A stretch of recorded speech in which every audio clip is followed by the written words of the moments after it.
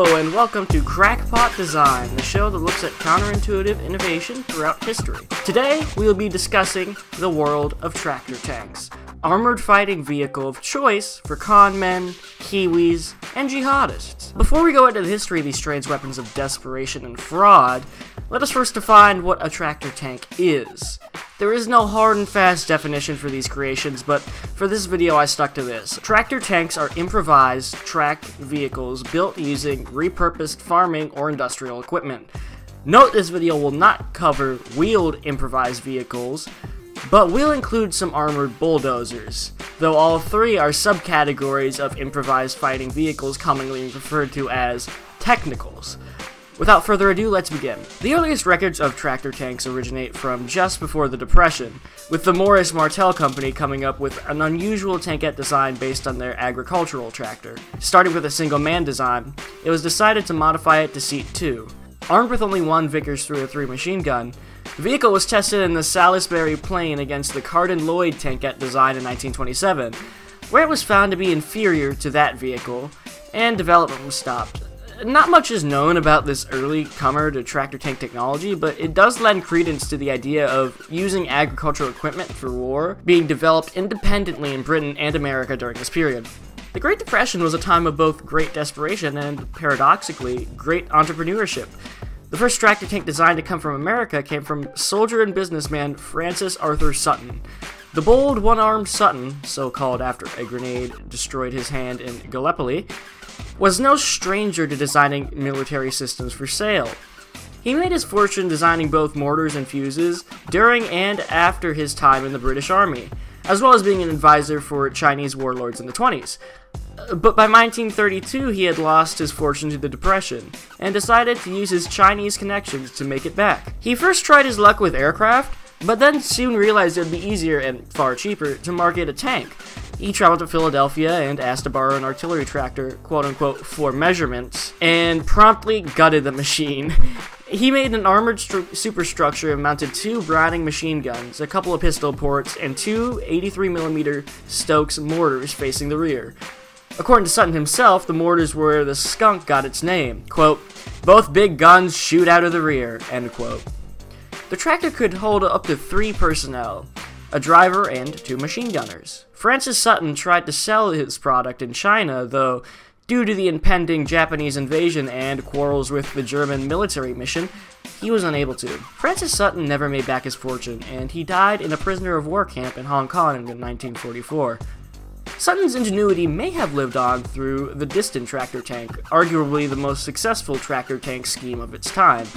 William D. Diston, then CEO of Diston Saw Company, was contacted by the Caterpillar Corporation to create a tank out of their Model 35 agricultural tractor in 1933.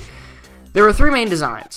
The prototype was an open-top design mounting a 30 caliber machine gun in the hull and a 37mm M1916 gun with an open-topped gun shield, not too dissimilar from later stopgap tank destroyer designs.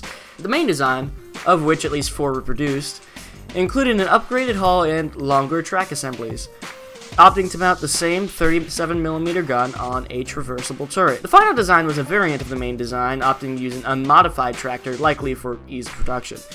All designs shared a cheaply made riveted hull and could hold a crew of 3, although advertisements stated it could carry up to 7 men. Take that with a grain of salt, considering this was, for all intents and purposes, a get-rich-quick scheme. The US was uninterested in the design, so Caterpillar tried the international market. Kuwait, Romania, possibly Canada, and most likely more countries were contracted with offers, but they all refused. Afghanistan ordered between 5 and 10, depending on who you ask. They never saw any combat. Afghanistan remained neutral in World War II, but US veterans of the Afghan War reported seeing several in various states of disrepair due to being scrapped by locals, verifying their delivery. Since Francis A. Sutton used the Diston Steel Works compound to construct his contraption, the likely assumption to make is William Diston stole his design. However, there is no substantial proof of this, other than that the skunk was made earlier than the Diston. If the Diston tank was a ripoff or not, that's for you to decide. The world steamed towards global conflict as the nation of Spain experienced unrest and eventually full-on civil war in 1935. In this fight, which would become a testing ground for both Nazi tactics and Soviet steel, the tractor tank would see its debut. Commander Victor Landesa Domine and Rogelio Areces created an artillery/agricultural tractor simply known as the Tractor Landesa. This tractor proved to be quite effective, and so an armored design was drawn up to be sold to the Second Spanish Republic. Like most other tanks mentioned in this video, the design was mostly riveted metal around the exposed driver's position. A small cupola topped the vehicle. Its only armament was an M1914 7.62mm machine gun. A duo of a driver and a gunner manned the tractor tank. It was never officially pressed into service by Republican forces, but these vehicles did see their fair share of action. Trubia, the birthplace of the Tractor Landesas, was where they would first see combat. Factory workers commandeered 2 Landesas to fight the Civil Guard in the 1934 revolution, though these were little more than bunkers due to them missing their engines. 2 more were sent via train in a desperate attempt to save the failing revolution, but more action was to come during the Civil War of 1936. Spanish Republican forces used Tractor Landesas in Las Cruces and Loma del Canto, intending to use them to take Oviedo. Sadly, both broke down in no man's land outside of Loma del Canto. Despite the early disappointment, they would see good service throughout the war, particularly in the north. Nationalist forces even captured one and used it operationally before they managed to best the Republicans and gain control of the country. This wasn't the only Spanish tractor tank to be developed during the war, though. Using the tried-and-true Caterpillar Model 35, Mercier Works created a prototype in nationalist Spain that was very similar to the Skunk, using 2 Hotchkiss machine guns and specialized mounts in place of the Brownings. The Mercier tank was only a prototype, and as with so many other tanks listed here derived from the Model 35, it is unknown whether it was just a deliberate ripoff of Sutton's design or not. Still, Spain proved tractor tank designs were more than just scams for foreign markets. These vehicles could be effective in combat given the right circumstances. The tractor tank phenomenon reached its climax during the Second World War. Perhaps the most notorious of all tractor tanks is the infamous Bob Semple tank. In 1940, New Zealand was facing a Japanese invasion. The small islands were key if the Japanese Empire was to attack mainland Australia. The British Dominion was severely outgunned. They had no tanks, and the only AFVs they had were 6 Bren gun carriers. Against a force that had already bulldozed most of the South Pacific, they stood no chance. Enter Robert Semple. Bob Semple was the Minister of Works and de facto Minister of War for the island nation at the time, and knew they needed something to stop the Japanese. He had seen photos, presumably of the distant, of tractors made into tanks. They couldn't waste their time waiting for blueprints from America, so Semple put T.G. Beck, a public works engineer, on a task of reverse engineering the design. The tried-and-true Caterpillar Model 35 was in short supply. However, the Public Works Department did have 81 D8 Caterpillar tractors lying about. Beck set to work. The design was different than most tanks I have mentioned. Instead of going purely for the Renault-style light tank of the day with a cannon MG and a turret, they opted for a more antique design, surrounding the hull with Bren machine guns, much like the A7V tanks of World War I. A turret was attached to the chassis with plans to arm it with a 37mm M3 gun, making it capable of fighting enemy tanks as well as infantry. 8 men crewed the behemoth, 6 of them manning MGs. Peculiarly, corrugated manganese was used in lieu of other materials, as they were in short supply. The result was an instantly recognizable design. 3 were made. It was debuted to the public on April 6, 1941. The populace met the tank with derision. The moniker Bob Semple tank was given as a mockery of its ungangly nature, and as the threat of Japanese invasion waned in 1941, the army saw no use for the tank. As other tanks, such as the Valentine, were imported, the poor Bob Semple was left behind. 2 were stripped back down to tractors, while 1 was repeatedly served as a bulldozer in the South Pacific. Nowadays it's known somewhat as a meme tank, but I don't think this work of art deserves such a label. Let's look at the facts. The Japanese invasion force of 1941 would have consisted mainly of Hago and Kami light tanks, easily defeatable by the M3 proposed to be mounted. The tank was impervious to machine gun fire, and the guns surrounding it would have been able to protect it from enemy forces sneaking up on the Semple.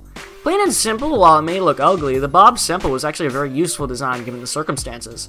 It was cheap, it was armed to the teeth, and it showed the Japanese New Zealand wasn't as defenseless as it seemed. To quote Robert Semple himself, I had the vision to try and create something while a lot of others were just sniveling. And I think that determination should be rewarded. Tractor tank designs were absent much of the Cold War. The US and the Soviet Union both supplied their allies with whatever arms and armor they required, so the need for a small, cheap tank that could never hope to fulfill the role of a main battle tank wasn't there. This was also combined with a move away from tracked agricultural tractors to wheeled ones. The tractor tank faded into obscurity. This is until recently. The Syrian Civil War created the perfect conditions for the reintroduction of improvised tanks. The Kurds are the most notable example. Due to the fact they are not funded by anyone or supplied by their conquests like the Islamic State, they have no other way to get armored fighting vehicles. Using, ironically, old Caterpillar backloaders, random bulldozers, and pretty much anything else they could find, a myriad of tractor tanks were created. These were mostly lightly armored and designed to work in unison with infantry. After all, if an RPG can blow up a T-72, imagine what it can do to some of these things. Unlike most earlier tanks in the video, these are made primarily for engineering purposes. Kurdish tractor tanks destroy buildings, not tanks. That's all they need to do. Other sides also use improvised tanks to a lesser extent. ISIS has created vehicle-based IEDs out of bulldozers, for instance. Once the dust has settled from that bloody war, it'll be interesting to see what new novel designs are revealed. That being said, the next step in tractor tank innovation came not from the Middle East, but from America. The birthplace of the tractor tank has one last trick up its sleeve. The scene looked like moments ago. This is tape. This is when we first arrived on scene, and it looked like officers standing on a hill above this earth mover turned tank were firing some pretty heavy arms. Granby, Colorado seems the least likely place to see a tractor tank be put to the test, but on June 4th, 2004, the Killdozer made its debut. Martin John Heemeyer, a welder and owner of Mountain View Muffler Shop, sealed himself in his machine and proceeded to go on a rampage that would destroy $7 million worth of property. I won't go into Heemeyer's dispute with the city of Granby and the causes behind his meltdown, but I will highlight the Killdozer as a superb armored fighting vehicle for what it was. It was built off a Komatsu D355A bulldozer, yet the most interesting part of this tank is its armor. I'm neglecting to mention most of the armor of the previous entry simply because it just was only sufficient to stop small arms fire. The Killdozer was different. It had half-inch steel plates with concrete sandwiched in the middle. Makeshift composite armor. Heemeyer's machine was able to withstand C4, grenades, bullets, and armor-piercing ammunition. For something made in a man's garage, that's incredible. The police even considered using tanks or Hellfire missiles from a nearby military base to take it out. Plexiglass shielded cameras monitored the areas around the tank, and grease-coated the tank to prevent people from climbing up upon it. The Killdozer had an AC system and an air filtration system, repurposed from the base bulldozer. Martin Heemeyer was armed with a 50 cal Barrett M82 sniper rifle, an FNC assault rifle, and a Ruger Mini 14 in 3 separate mounted ports, with a Magnum revolver and a Kel-Tec P11 on his person. The Killdozer was ultimately scrapped after Heemeyer's entrapment and suicide, but the ingenuity of this machine is astounding. To build a machine in your backyard that must be taken out by a tank or an attack helicopter is incredible. I'm sad to see such talent wasted on what amounts to a temper tantrum. What other creations could Heemeyer have made? Regardless, Martin's machine has forever changed the nature of asymmetric warfare. If insurgents can make vehicles on par with a Killdozer in the same amount of time, they could potentially overcome some of the limitations of fighting an organized force. Still, we don't know how the Killdozer would have fared against heat rounds or Hellfire missiles, so this could be completely unviable. Yet, Heemeyer's machine is on par with most troop transports as far as protection is concerned. Cheap, simple solutions such as this are extremely useful for insurgencies, as we can see across this list. As the disparity between conventional armies and unconventional armies grows, more tractor tank designs will be put to the test. As information becomes easier to access, the easier it will be to make an effective fighting force out of nothing. The rise of ISIS has already proven asymmetric warfare is changing. Improvised tanks and AFVs will be the future for groups looking to overthrow a government. If my cheap tractor tank can blow up your expensive transport, I'm already winning. The economics of war are shifting as the information age moves forward. What new developments shall we see? What is the next step for Bob Semples? The mighty tractor tank has come back from the dead, and it looks like it's here to stay.